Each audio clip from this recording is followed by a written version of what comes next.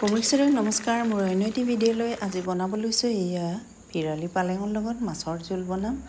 আপোনালোকে ভিডিঅ'টো চাই থাকিব শেষলৈকে স্কিপ নকৰাকৈ। আৰু মই অইল ফ্ৰী বনাই আছোঁ,